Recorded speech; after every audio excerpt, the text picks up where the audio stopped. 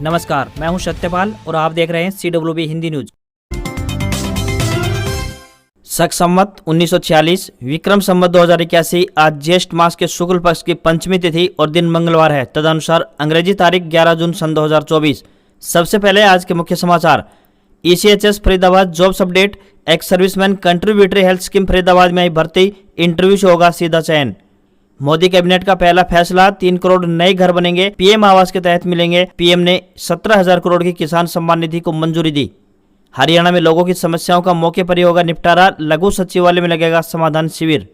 Haryana SSC update. Group C और group D की भर्तियों पर फिलहाल संशय, 5 दिनों में स्थिति साफ होने की संभावना। करनाल में अधिकारियों के साथ CM ने की मीटिंग, आमजन की समस्याओं को सुनने के लिए निर्देश। 9 से 11 बजे तक DC सुनेंगे शिकायतें। हनीप्रीत की मोदी को बधाई, सुर्खियों में राम रहीम की मुंह बोली बेटी, कहा देश बुलंदियों पर जाएगा। बिश्नोई व फोगाट ने भी दी मुबारकबाद।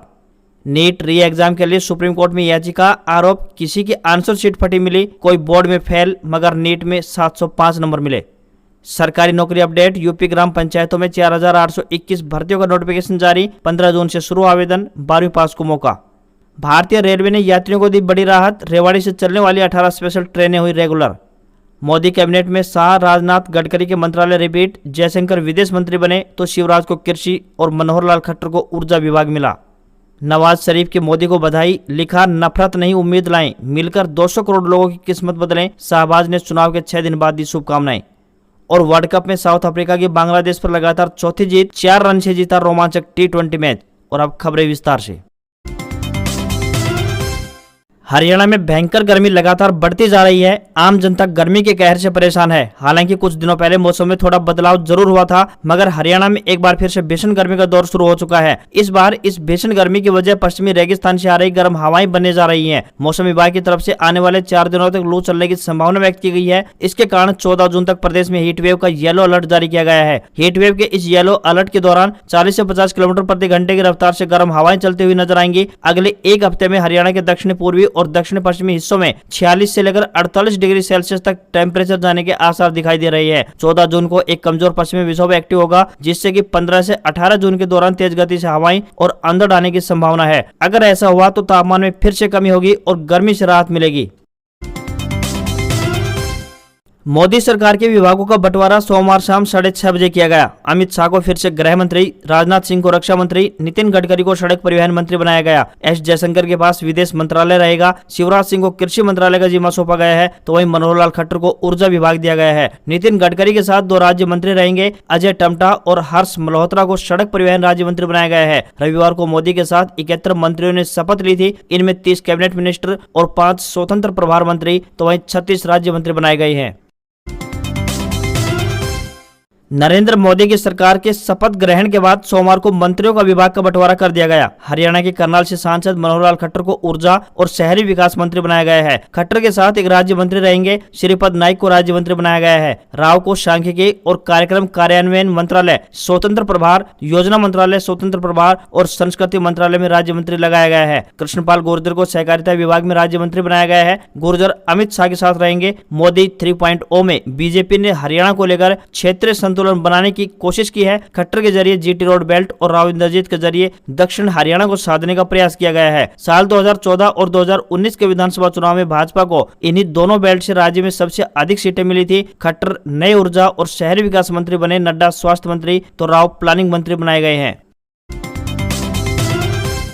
हरियाणा में करनाल के सेक्टर 12 जिला सचिवालय पहुंचे CM नायब सिंह सैनी ने सोमवार शाम को अधिकारियों के साथ एक मीटिंग की। यह मीटिंग करीब 1 घंटे तक चली। इस मीटिंग में CM ने अधिकारियों को लोगों की समस्याओं को जल्द से जल्द दूर करने के निर्देश दिए हैं। उन्होंने मीटिंग में आदेश दिए कि हर अधिकारी रोज सुबह 9 बजे से लेकर 11 बजे तक अपने कार्यालय में शिकायतें सुनेंगे। अगर किसी शिकायत का समाधान उनसे नहीं होता है तो शिकायत को DC के पास भेजें। कोई भी व्यक्ति उनके कार्यालय से निराश वापस नहीं जाना चाहिए। इस दौरान CM नायब सिंह सैनी ने कहा कि प्रदेश की सभी सड़कों का सुदृढ़ीकरण 31 अगस्त तक कार्य पूरा कर लिया जाएगा। इस निर्धारित समयावधि के बाद प्रदेश की एक भी सड़क खस्ताहाल नजर नहीं आएंगी।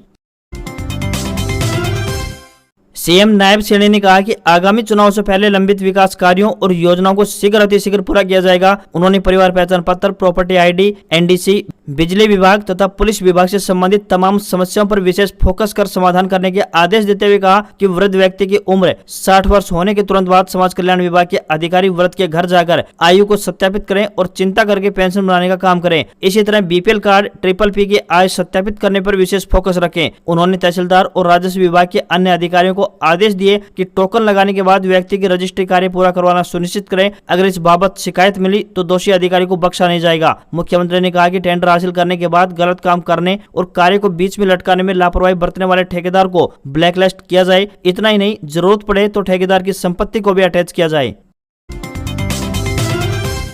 हरियाणा में हिसार लोकसभा सीट से चुनाव हारे रणजीत चौटाला की कॉल रिकॉर्डिंग ने बीजेपी के भीतर घमासान मचा दिया है। सोशल मीडिया पर वायरल हुई यह कॉल रिकॉर्डिंग 1 मिनट 24 सेकंड की है, जिसमें रणजीत चौटाला अपनी हार के लिए हिसार के बड़े नेताओं कुलदीप बिश्नोई, कैप्टन अभिमन्यु, रणधीर पनिहार और भाजपा चुनाव समिति के चेयरमैन सुभाष बराला को जिम्मेदार ठहराते हुए नजर आ रहे हैं। रणजीत चौटाला हिसार के आर्यनगर गाँव के रहने वाले बलजीत सिंह से फोन पर बात कर रहे हैं। इसमें रणजीत चौटाला बताए जा रहे शख्स ये भी कह रहे हैं कि इनकी खिंचाई करेंगे, चिंता मत करो, मैं इनको माफ नहीं करने वाला हूँ। वहीं इस ऑडियो रिकॉर्डिंग पर रणजीत चौटाला ने कहा कि वह इस पर कुछ नहीं कहना चाहते हैं, कोई भी कुछ भी बनाकर चला देता है। वहीं रणधीर पनिहार ने कहा कि अगर कुलदीप बिश्नोई और वह मदद नहीं करते हैं तो रणजीत चौटाला आदमपुर और नलवा विधानसभा सीट से 50,000 से ज्यादा वोटों से हारते।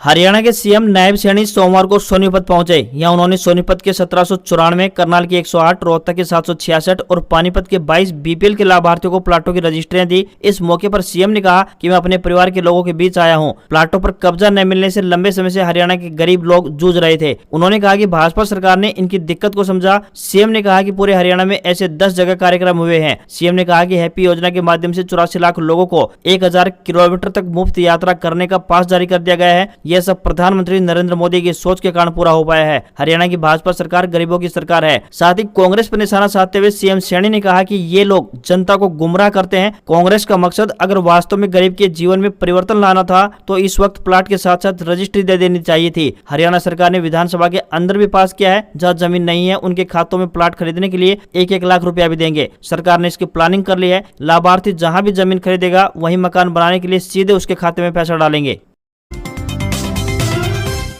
मोदी कैबिनेट ने पहली बैठक में गरीबों के लिए 3 करोड़ नए घर बनाने को मंजूरी दी है। प्रधानमंत्री आवास योजना के तहत गांवों और शहरों में बनने वाले इन घरों में टॉयलेट, बिजली, पानी और गैस कनेक्शन होगा। इस स्कीम के तहत पिछले 10 साल में कुल 4.21 करोड़ घर पहले ही बनाए जा चुके हैं। योजना के तहत घर बनाने के लिए केंद्र और राज्य सरकार से आर्थिक मदद दी जाती है। मोदी 3.0 की पहली कैबिनेट बैठक सोमवार 10 जून को पीएम आवास पर हुई। इसमें सभी कैबिनेट मंत्री शामिल हुए। पीएम मोदी ने सोमवार को प्रधानमंत्री कार्यालय यानी पीएमओ पहुंचकर कार्यभार संभाला। उन्होंने सबसे पहले किसान सम्मान निधि की फाइल पर साइन किए। केंद्र की किसान कल्याण योजना के तहत देश के 9.3 करोड़ किसानों को सालाना 6,000 रुपए की आर्थिक मदद दी जाती है। इसे ही किसान सम्मान निधि कहा जाता है। मोदी ने सोमवार को इसके 17वीं किस्त को मंजूरी दी।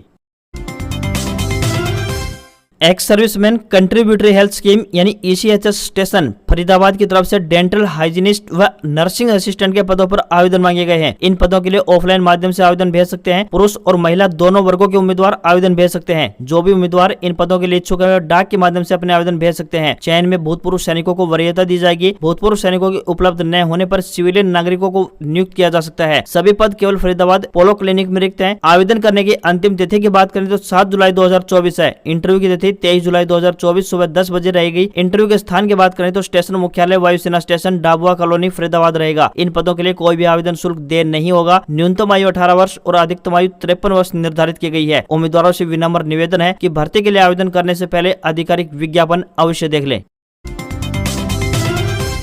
बीते दिनों पंजाब एवं हरियाणा हाईकोर्ट ने हरियाणा की सरकारी भर्तियों में सामाजिक आर्थिक मानदंड के आधार पर मिलने वाले 5 अंकों को रद्द कर दिया है। इन 5 अंकों को रद्द करने के बाद हरियाणा कर्मचारी चयन आयोग यानी HSSC की तरफ से ग्रुप C और ग्रुप D पदों पर की जा रही भर्तियों पर फिलहाल संशय की स्थिति बनी हुई है, पर हो सकता है कि आने वाले 2-5 दिनों में स्थिति स्पष्ट हो जाए। लगभग 10 दिन पहले हाईकोर्ट का यह फैसला आया था। हरियाणा कर्मचारी चयन आयोग के नए अध्यक्ष हिम्मत सिंह बने हैं। शनिवार को अध्यक्ष पद की शपथ लेने के बाद हिम्मत सिंह ने बताया कि हाईकोर्ट के फैसले को हम स्टडी कर रहे हैं, हम सुप्रीम कोर्ट का रुख कर रहे हैं। यह साफ है कि हम सुप्रीम कोर्ट जा रहे हैं।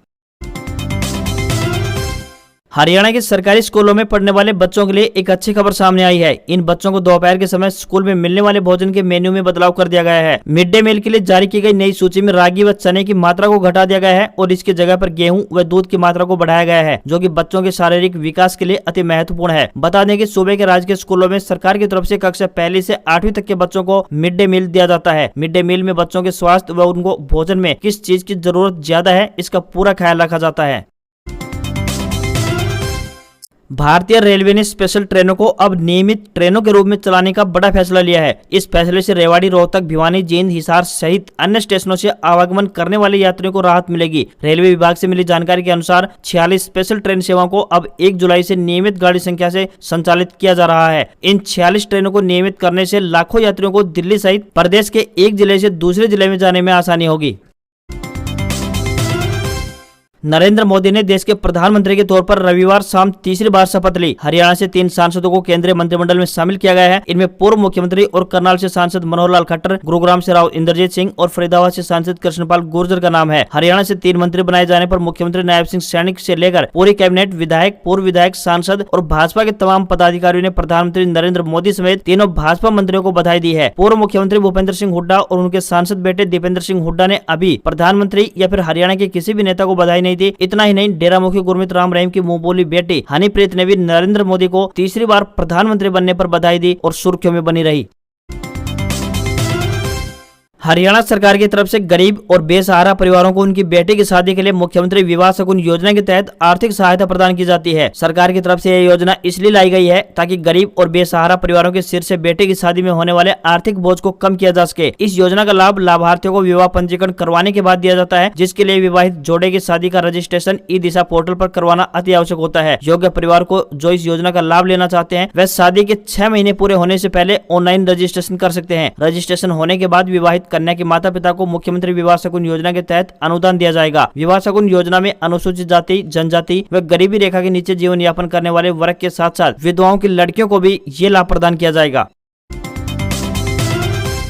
हफ्ते के पहले कारोबारी दिन सेंसेक्स 386 अंक चढ़कर 73,079 के अपने ऑल टाइम हाई पर पहुंच गया। निफ्टी में भी 121 अंकों की तेजी देखने को मिली और यह भी 23,411 के रिकॉर्ड हाई पर पहुंचा। हालांकि दिन भर के कारोबार के बाद भारतीय बाजार गिरावट में बंद हुआ। सेंसेक्स 203 अंक की गिरावट के साथ 76,490 के स्तर पर क्लोज हुआ। वहीं निफ्टी में भी 30 अंक की गिरावट देखने को मिली और साथ ही 23,259 के स्तर पर क्लोज हुआ। 10 ग्राम 24 कैरेट सोना 1,008 रुपए सस्ता होकर 70,905 रुपए पर पहुंच गया है, तो वहीं 1 किलोग्राम चांदी 1992 रुपए घटकर 88,543 रुपए में बिक रही है। दिल्ली में 10 ग्राम 22 कैरेट सोने की कीमत 65,850 रुपए और 10 ग्राम के ही 24 कैरेट सोने की कीमत 71,820 रुपए पहुंच गई है। आज खबरों में इतना ही। देखते रहिए आपका अपना हरियाणा का सबसे बेहतरीन news channel CWB Hindi news. नमस्कार। इसी आशा के साथ आपका दिन मंगलमय हो।